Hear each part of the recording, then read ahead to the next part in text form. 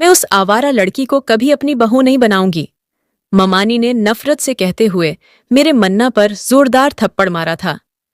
जबकि मेरा शौहर, जिससे एक माह पहले मेरा निकाह हुआ था, वो खामोशी से खड़ा ये सब देख रहा था।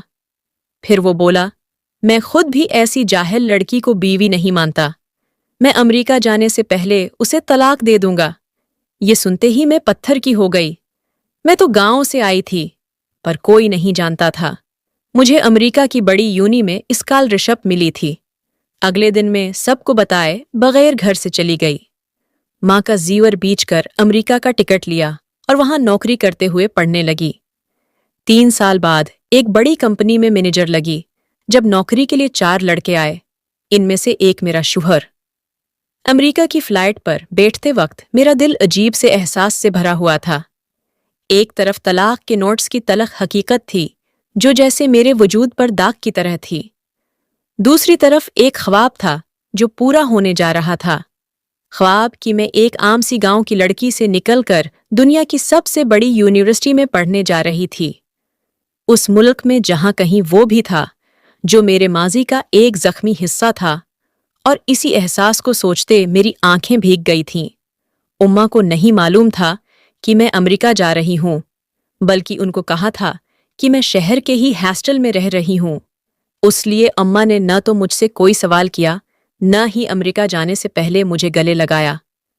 अमेरिका पहुंचकर मेरे लिए यकीन करना मुश्किल था कि वो सब सच था। पहला साल मेरे लिए सबसे मुश्किल था। घर से दूर तन्हाई ने कई बार मेरे दिल को तोड़ा।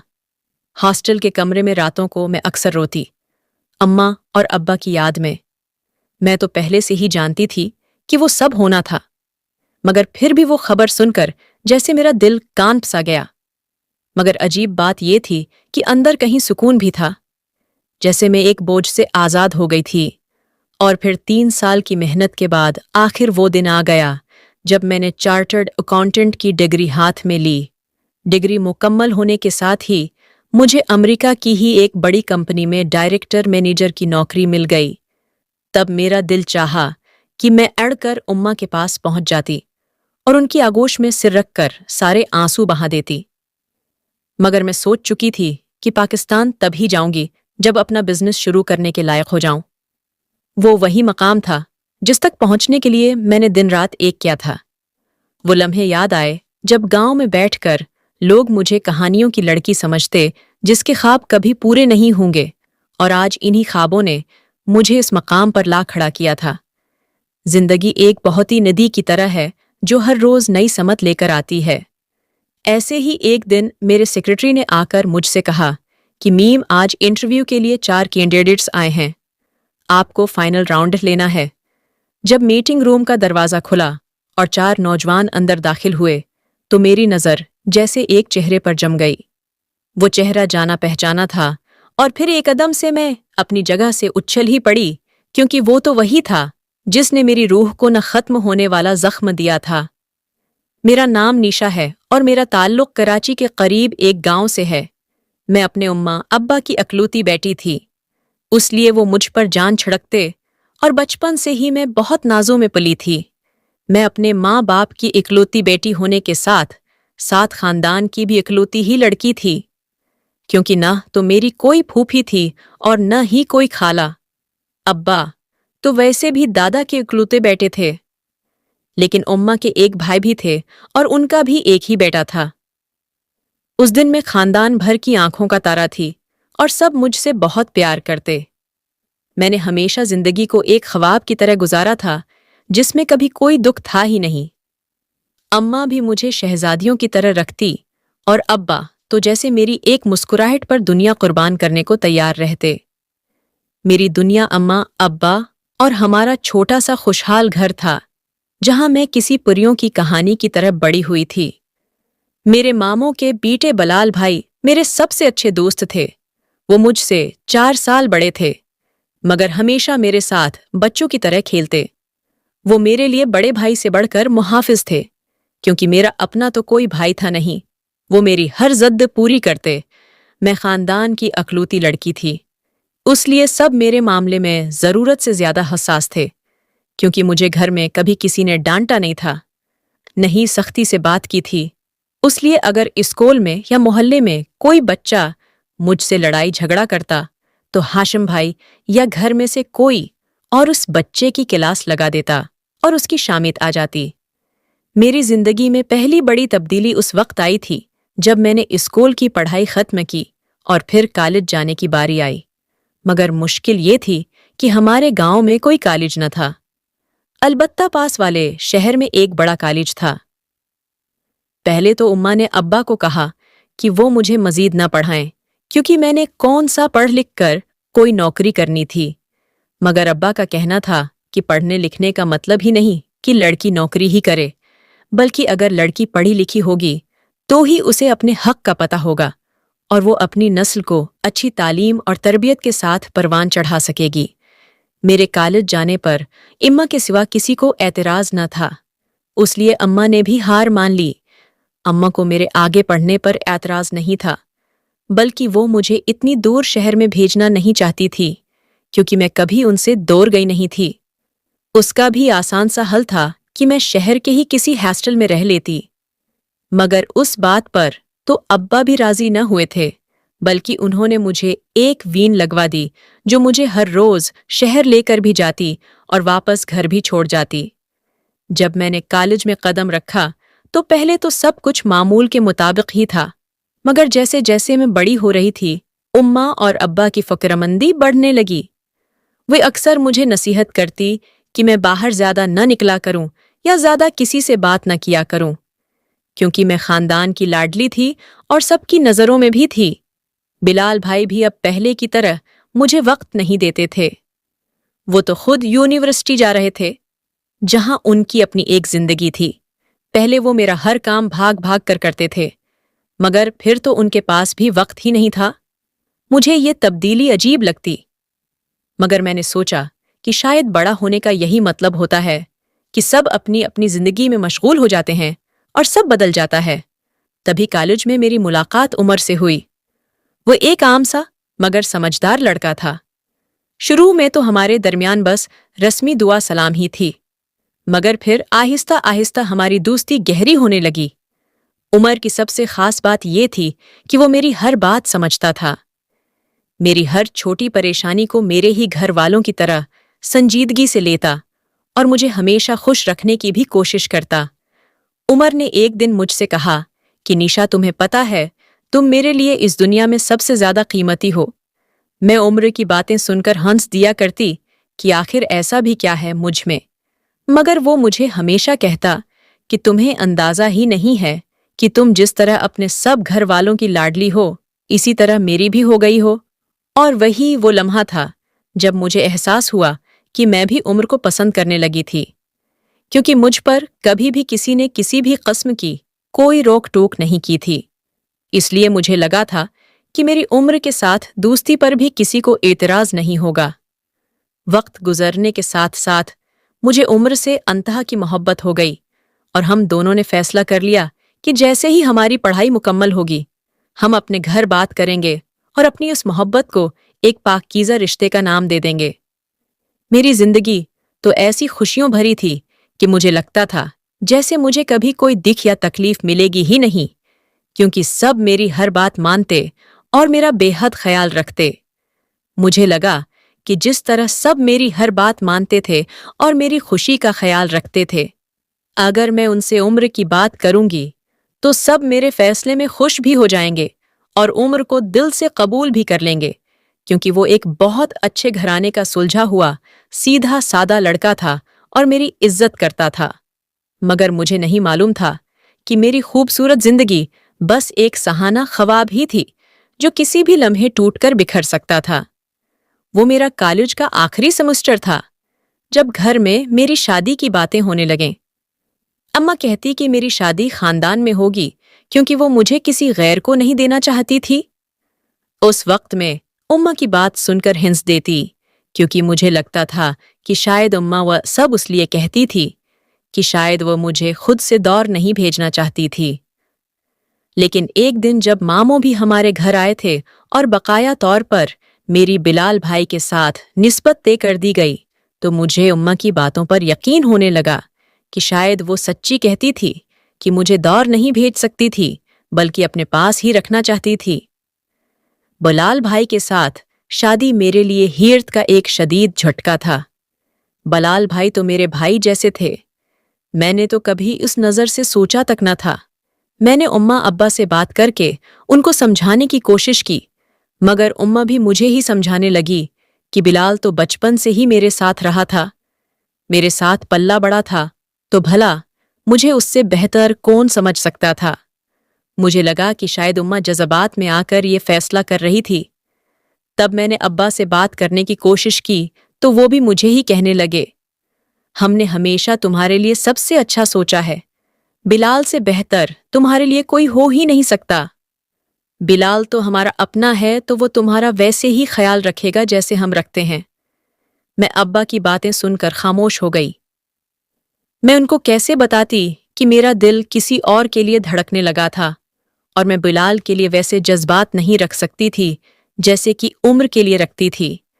जब मैंने उम्र को ये सब बताया तो वो भी कुछ देर खामोश रहा और फिर कहने लगा कि नशा, तुम्हें अपने दिल की सुननी चाहिए, क्योंकि यह तुम्हारी जिंदगी है और तुम्हारा फैसला सबसे ज्यादा अहमियत रखता है। मगर मैं जानती थी कि मेरी जिंदगी का फैसला तो मेरे घर वालों ने ही कर दिया था और मैं चाहकर भी उनके फैसले से इनकार नहीं कर सकती थी और बगावत करके उम्मा अब्बा का दिल नहीं तोड़ सकती थी। उमर ने मुझे बहुत मोहब्बत और खुलूस से कहा था कि अगर मैं कहूं तो वो मेरे घर रिश्ता भेज देगा, मगर मैंने उसे मना कर दिया क्योंकि मैं जानती थी कि अगर उम्र मेरे घर रिश्ता लेकर आएगा तो घर वाले सबसे पहला सवाल मुझसे ही पूछेंगे कि जब मुझे मालूम था कि मेरा रिश्ता बिलाल के साथ तय हो गया था तो मैंने उम्र के साथ के ख्वाब क्यों देखे थे और उसे इनकार क्यों कर दिया था।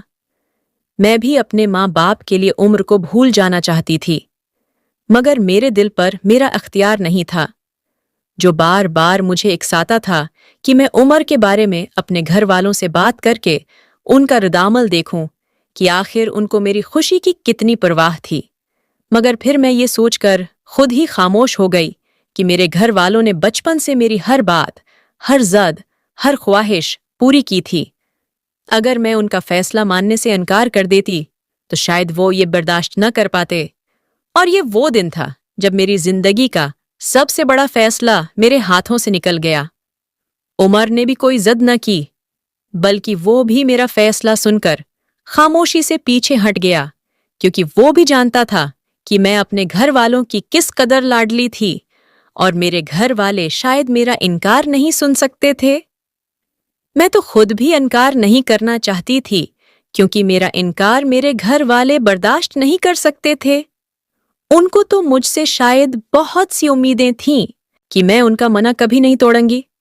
उम्मा अब्बा को हमेशा यही लगता था कि उन्होंने मुझे आज़ादी सिर्फ इसलिए दे रखी थी कि मैं उस आज़ादी का कभी गलत इस्तेमाल नहीं करूंगी, और अब मैं सब घर वालों के सामने उम्र का नाम लेकर उनकी बात गलत साबित नहीं करना चाहती थी।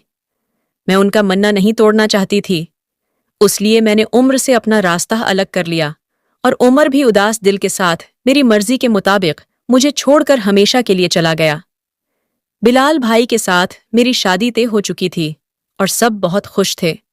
मैं भी खुद को यही समझाने की कोशिश कर रही थी कि शायद यही मेरे लिए बेहतर था, मगर अंदर से मुझे लगता था कि मेरी खुशियां कहीं खो गई थीं।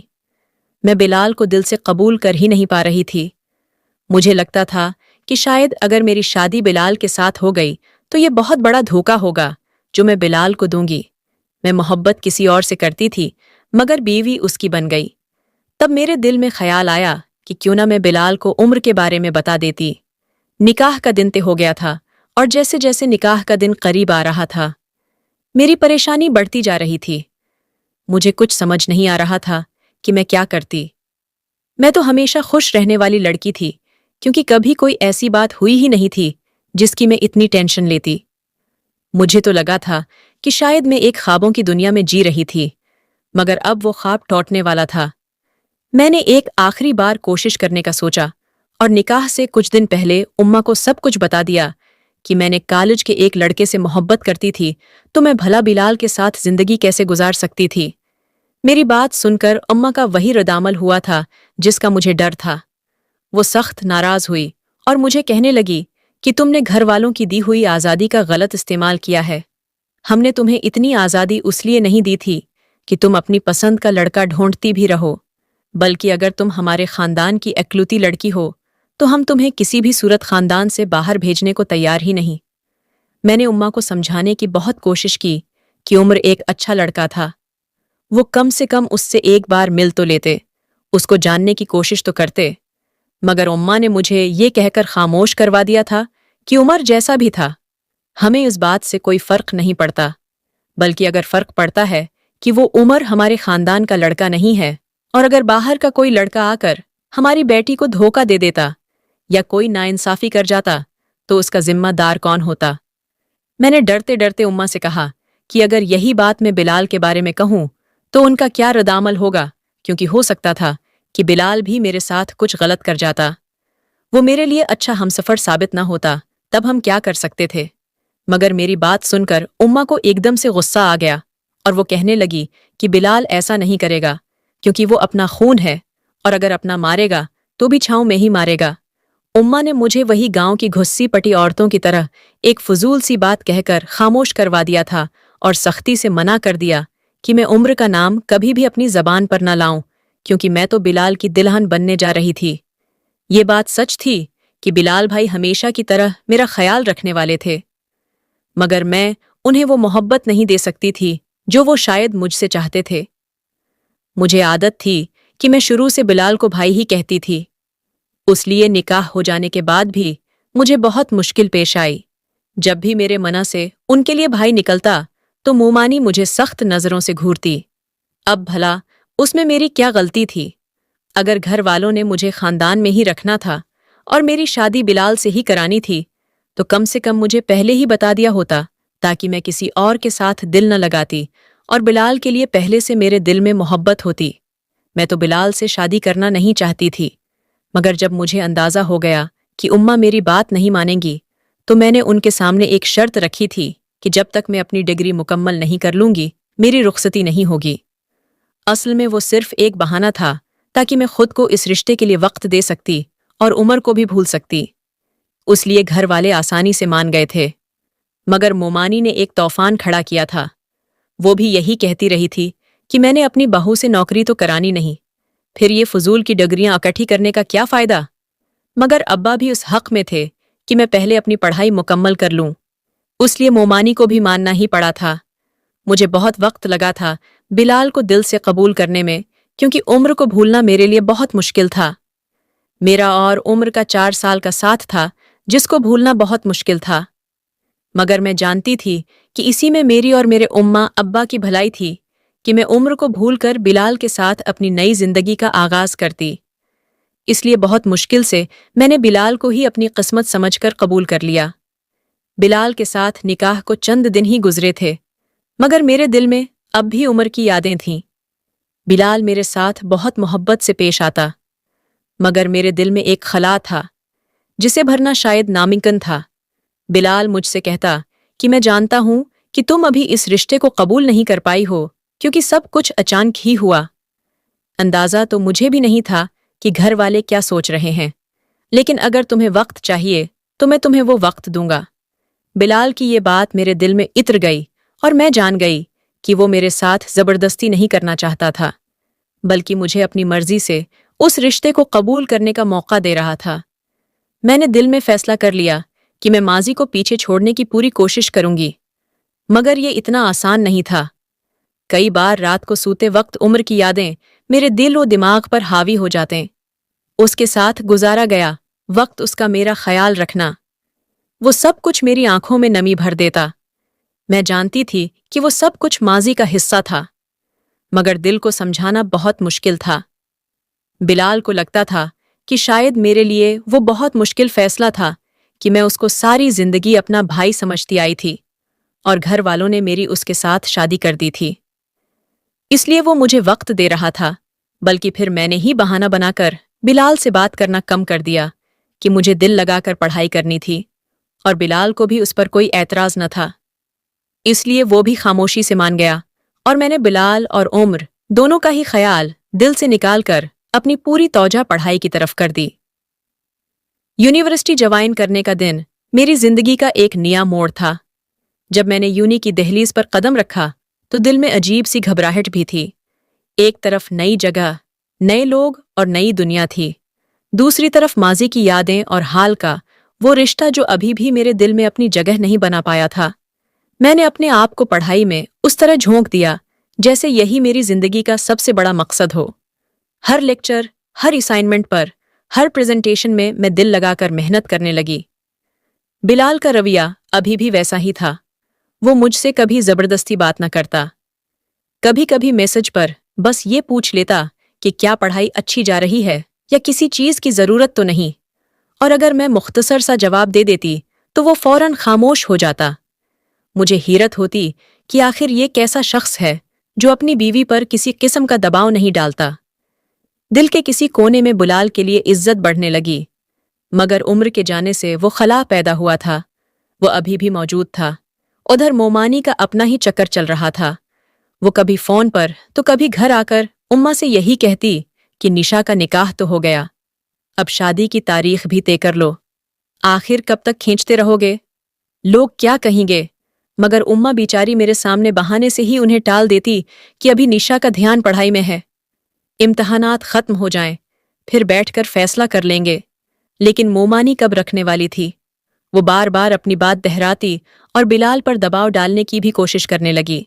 उम्मा मुझसे कहती कि आखिर वो कब तक मोमानी को टालेंगी, मगर मैं उम्मा को कहती कि आप बस यही कह दिया करें कि मुझे पढ़ाई मुकम्मल करनी है, मुझे अभी शादी के बंधन में कैद नहीं होना। लेकिन उम्मा मेरे चेहरे को देखकर खामोश हो जाती। उनके दिल में भी ख्वाहिश थी कि बेटी का घर अब जल्दी ही बस जाए तो बेहतर है, क्योंकि वो जानती थी कि बार बार इनकार के बाद मोमानी की जद एक दिन बड़ी आफत खड़ी कर देगी। यूनिवर्सिटी में दिन गुजरते गए। बिलाल को शायद सब कुछ अंदाजा था। कई बार वो मुझे कॉल करता, मगर मैं जानबूझकर मसरूफियत का बहाना बनाकर टाल देती।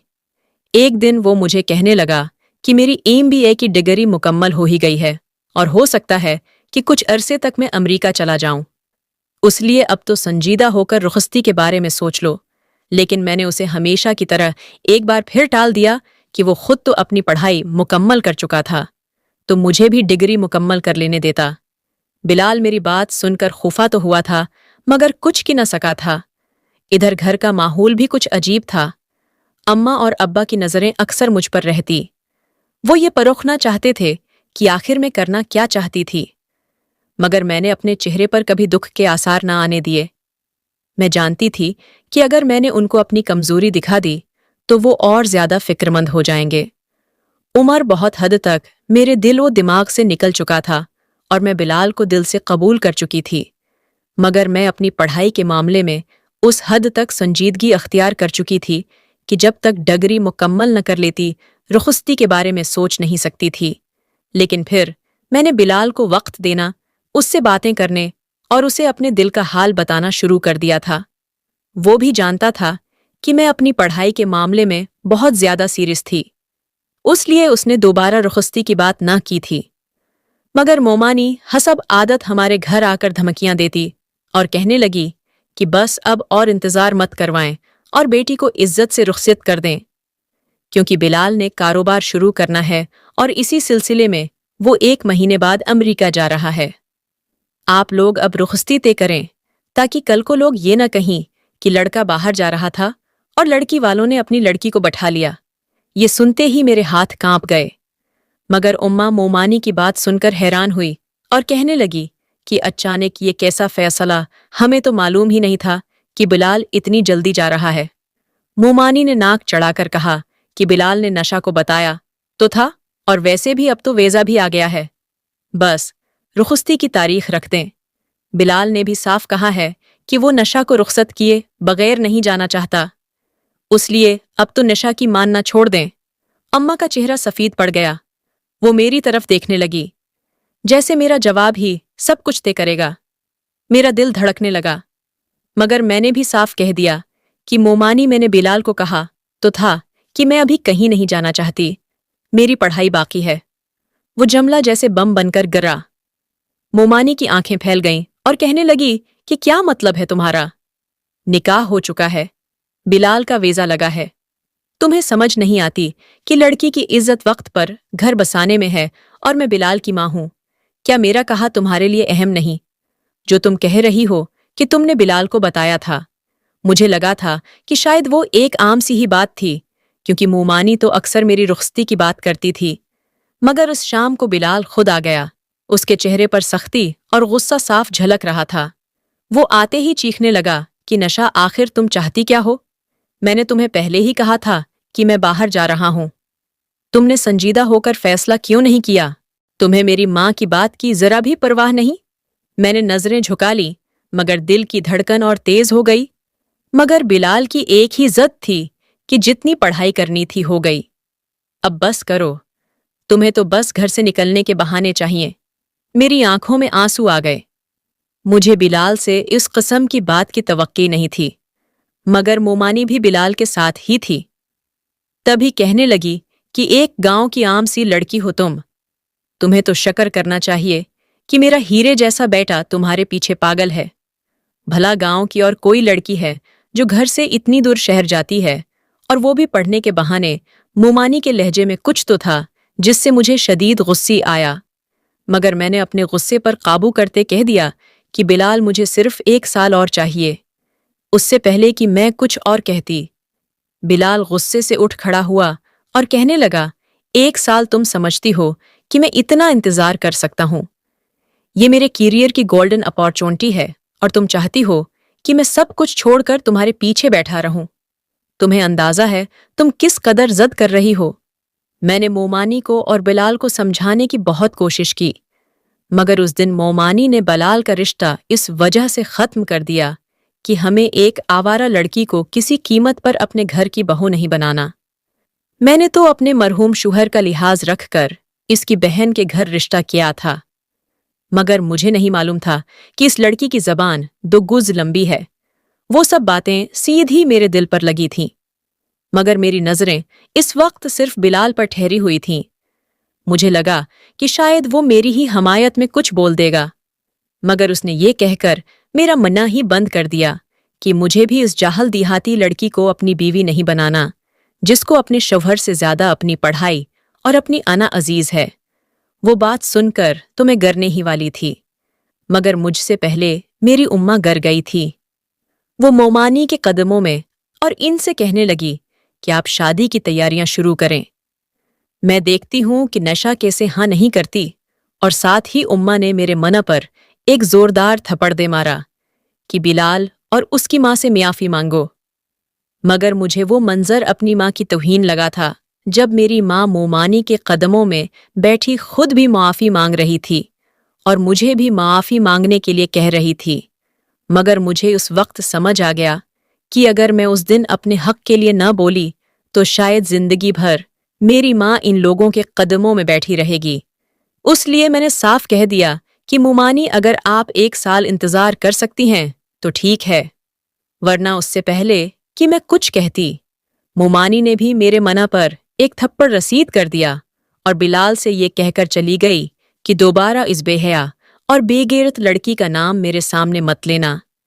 میں اپنے گال پر ہاتھ رکھے نم آنکھوں سے بلال کو دیکھ رہی تھی، مگر وہ بھی مجھے دھتکار کر اپنی ماں کے پیچھے چلا گیا۔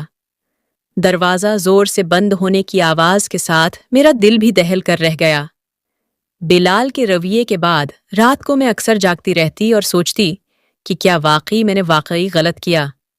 کیا مجھے بلال کے ساتھ چلے جانا چاہیے تھا؟ کیا پڑھائی کے لیے یہ سب کچھ قربان کرنا ضروری تھا؟ لیکن اگلے ہی لمحے میرا دل کہتا کہ نہیں، یہ میرا فیصلہ ہے، مجھے اپنی اور اپنے ماں باپ کی عزت پر سمجھوتا نہیں کرنا۔ 1 مہینے کے بعد بلال تو امریکہ چلا گیا۔ اس کے جانے کے بعد بھی اماں مجھے سمجھاتی رہی کہ مجھے مومانی سے معافی مانگنی چاہیے، مگر اس وقت ابا ہی تھے جنہوں نے میرا ساتھ دیا اور کہنے لگے کہ بیٹا، اچھی بات ہے کہ بلال کی حقیقت جلدی کھل گئی۔ اگر وہ اپنی بیوی کے لیے آج نہیں بول سکا تو کل کو کیا کرتا؟ مگر اماں کو کون سمجھاتا؟ وہ تو ان کے بھائی کا بیٹا تھا، ان کی بھابھی تھی۔ اماں کے دل پر ان کے رویے سے ایک چوٹ لگی تھی اور وہ رات کو اکثر روتی رہتی۔ ایسے ہی مجھے امریکہ کی ایک بڑی یونیورسٹی میں चार्टर्ड अकाउंटेंट की पढ़ाई मुकम्मल करने के लिए स्कॉलरशिप मिला। कोई तसव्वुर भी नहीं कर सकता था कि एक छोटे से गांव की एक आम सी लड़की इतनी बड़ी डिग्री लेने के लिए अमेरिका से बाहर जा सकती थी। तब अब्बा ने ही मुझे उम्मा के कुछ ज़ियोर दिए और इनकी इजाज़त से मैं इन ज़ियोरात को बीच कर अपनी पढ़ाई मुकम्मल करने अमेरिका रवाना हो गई, जबकि बिलाल मुझे अमेरिका जाने से पहले ही तलाक के 2 नोट्स भिजवा चुका था और एक अभी बाकी था। अमेरिका की फ्लाइट पर बैठते वक्त मेरा दिल अजीब से एहसास से भरा हुआ था। एक तरफ तलाक के नोट्स के तलख हकीकत थी जो जैसे मेरे वजूद पर दाग की तरह थी। दूसरी तरफ एक ख्वाब था जो पूरा होने जा रहा था।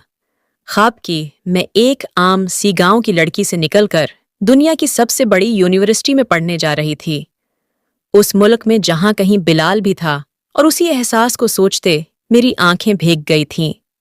मैं बिलाल की खातिर उम्र को भूल गई थी, और जब से मेरा और बिलाल का निकाह हुआ था मैंने उम्र से बात तक न की थी। न ही उसकी तरफ से तलाक मिलने के बाद मुझे उम्र से मिलने की कोई हसरत रही थी। मुझे यकीन था कि उम्र अपना घर बसा चुका था, इसलिए मैंने उससे राबिता करने की कोशिश न की। उस मुश्किल वक्त में अब्बा ही थे जिन्होंने हर मुश्किल वक्त में मेरा हाथ थाम रखा था। अगर वो न होते शायद मैं भी अम्मा के दबाव में आकर सब कुर्बान कर देती। अब्बा की दुआएं और अम्मा के ज़ियोरात ने मुझे वहां तक पहुंचाया था। अम्मा को नहीं मालूम था कि मैं अमेरिका जा रही हूं, बल्कि अब्बा ने उनको कहा था कि मैं शहर के ही हॉस्टल में रह रही हूं। इसलिए अम्मा ने न तो मुझसे कोई सवाल किया, न ही अमेरिका जाने से पहले मुझे गले लगाया। अमेरिका पहुंचकर मेरे लिए ये यकीन करना मुश्किल था कि वो सब सच था। पहला साल मेरे लिए सबसे मुश्किल था। घर से दूर तन्हाई ने कई बार मेरे दिल को तोड़ा। हॉस्टल के कमरे में रातों को मैं अक्सर रोती, अम्मा और अब्बा की याद में। मुझे याद है कि एक दिन क्लास के बाद लाइब्रेरी में बैठे बैठे अचानक उम्मा की आवाज़ कानों में गूंजने लगी कि बेटा, लड़कियों के ख्वाब सिर्फ ख्वाब ही रह जाते हैं, हकीकत नहीं बनते। मेरी आंखों में आंसू आ जाते, मगर साथ ही अब्बा का वो जमला भी याद था जो उन्होंने मुझे रुखसत करते वक्त कहा था कि याद रखना बेटा, लोग क्या कहेंगे ये मत सोचना, ये मत सोचना कि तुम क्या कर सकती हो। घर से मीलों दूर अब्बा के वो अल्फाज मेरा सहारा बने, और मुझे इस बात पर भी फख्र था कि इतना कुछ हो जाने के बाद भी अब्बा को मुझ पर भरोसा था जो उन्होंने मुझे मीलों दूर तन्हा भेज दिया। मैंने दिन रात मेहनत की। क्लासेस के बाद लाइब्रेरी मेरा दूसरा घर बन गया। कई बार तो खाने पीने का भी होश न रहता। पहले ही साल के आखिर में मुझे बलाल का तीसरा नोटिस भी पहुंच गया। मैं तो पहले से ही जानती थी कि वो सब होना था, मगर फिर भी वो खबर सुनकर जैसे मेरा दिल कांप सा गया। मगर अजीब बात यह थी कि अंदर कहीं सुकून भी था, जैसे मैं एक बोझ से आज़ाद हो गई थी।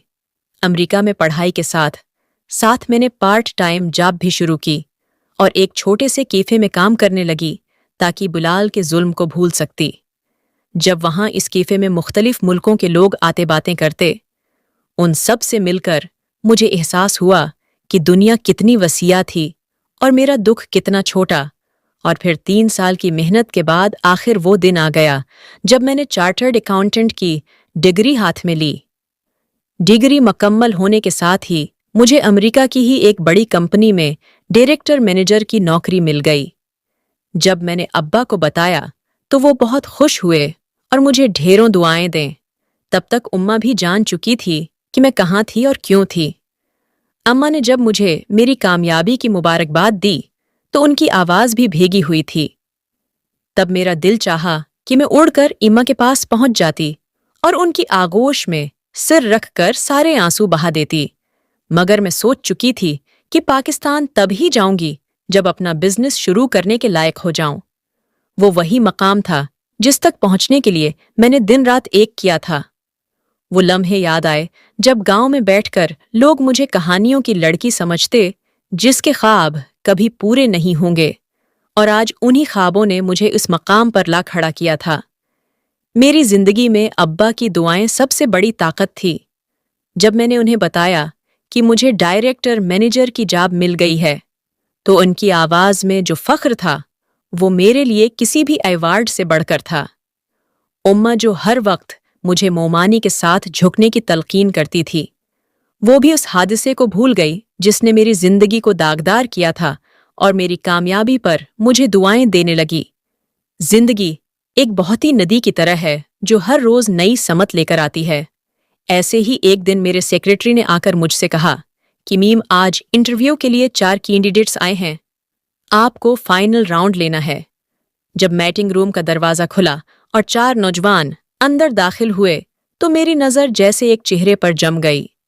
وہ چہرہ جانا پہچانا تھا اور پھر ایک دم سے میں اپنی جگہ سے اچھل ہی پڑی، کیونکہ وہ تو وہی تھا جس نے میری روح کو نہ ختم ہونے والا زخم دیا تھا۔